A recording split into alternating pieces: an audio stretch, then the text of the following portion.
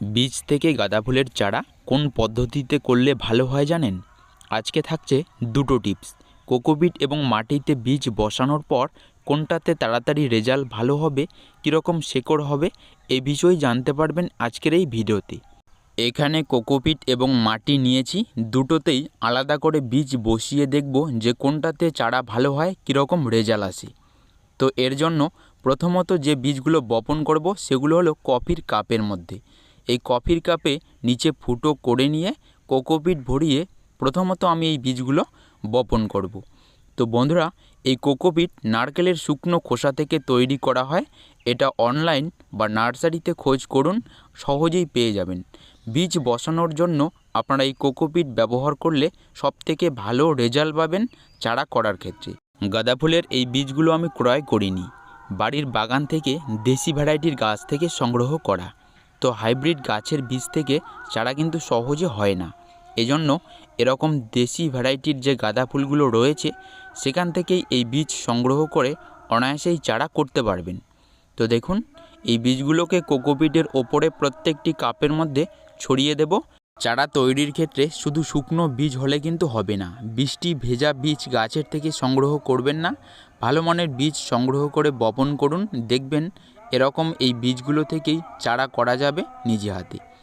বীজ বপন করা হলে ওপরে কোকোপিটের পাতলা একটি আবরণ দিয়ে ঢেকে দেব। এরপর এর মধ্যে জল দিতে হবে। কোকোপিটে বীজ বপন করলে আগে থেকেই এই কোকোপিটকে ভিজিয়ে রাখলে ভালো হয়। তো দেখুন, শুকনো কোকোপিটের মধ্যে এভাবে জল দিলে কিন্তু সহজে ভেতরে প্রবেশ করে না, এজন্য আপনারা চেষ্টা করুন বীজ বসানোর আগেই কোকোপিটকে ভালোভাবে ভিজিয়ে নিয়ে বীজ বপন করার। তো এবারে আমি মাটিতে একই পদ্ধতিতে এই বীজগুলো বপন করে নেব। তো বন্ধুরা, মাটিতে বা কোকোপিটের মধ্যে দুটোতেই চারা করতে পারবেন, তবে একটু ডিফারেন্ট রেজাল্ট আসবে, শেষে দেখতে পারবেন।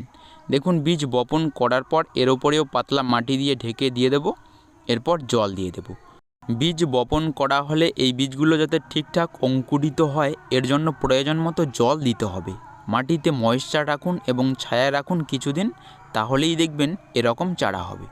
তো এই চারাগুলো 15 দিন পর এরকম রেজাল্ট এসেছে কোকোপিটের মধ্যে। তো বন্ধুরা দেখুন, মোটামুটি ভালোই কিন্তু জার্মিনেশন হয়েছে বীজগুলো। এবারে দেখে নেব যে মাটিতে কীরকম হয়েছে। তো মাটিতেও সেম রেজাল্ট এসেছে।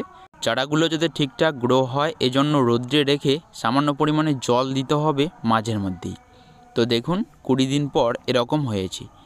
তো চারায় কিন্তু এরকম ছোট থাকাকালীন ফাঙ্গিসাইড স্প্রে করতে হবে, না হলে এই চারাগুলো ফাঙ্গাস লেগে গিয়ে অনেক সময় নষ্ট হয়ে যায়। এবং লাস্ট আপডেট 30 দিন পর, বীজগুলো অঙ্কুরিত হওয়ার পর থেকেই 30 দিনের মধ্যে চারাগুলোর গ্রোথ এরকম হয়েছে। তো দেখুন, মাটি এবং কোকোপিটের মধ্যে চারার গ্রোথ কিন্তু সমান হয়েছে। তো আপনারা এই পদ্ধতিতে চারা করলে 25 থেকে 30 দিনের মধ্যে কিন্তু এই চারাগুলোকে ফাইনাল পটিং করতে পারবেন, এটাই সঠিক সময়। এবারে দেখে নেব যে চারাগুলোর শেকড় কীরকম হয়েছে। বন্ধুরা, মাটির চারাগুলো দু একটি তুলে দেখব যে কীরকম শেকড় হয়েছে।